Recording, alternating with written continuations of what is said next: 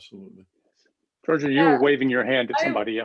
I was. I wanted to throw it out there that I'm in college right now. I'm at a liberal arts school, and most of my classes revolve around wanting to have discussions. But we always end up all saying exactly the same thing and knowing what we shouldn't say and not saying it.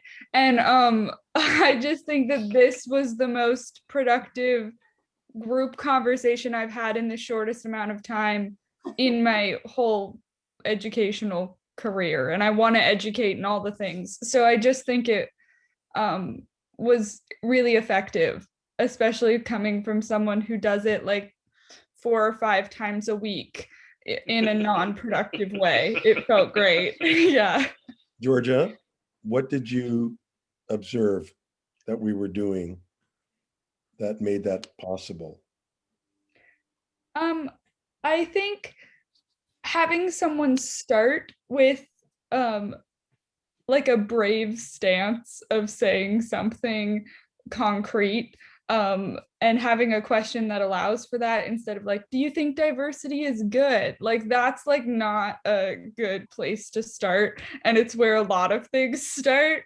And then, but more than just asking a question to the group, that you had somebody get everything rolling, and that then the conversation had to be centered around them, and it couldn't just really heavily drift in the direction that it always does, right? Or fall back into that, was really nice. And I think the timeline of it being short amount of times that people get to speak was great. My dad even helped me like chop down my question a little bit.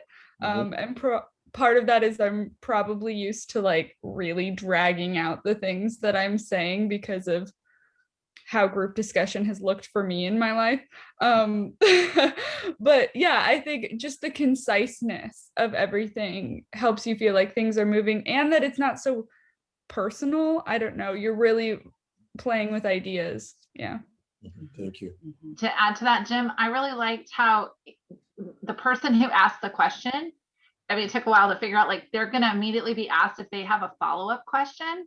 So I feel like that causes everyone else who has a question to hold their question a little bit longer, which is always a good thing, right? How do I want to say this? What do I want to say? And so I like, once I realized, like, and as the one asking the initial question, knowing that you're going to get to follow up and you don't have to, like, I don't know, you know how you ask a question sometimes and then someone else jumps in and takes it off. And it's like, wait, I didn't get my thing answered. And this setup doesn't allow for that. And I think it's great.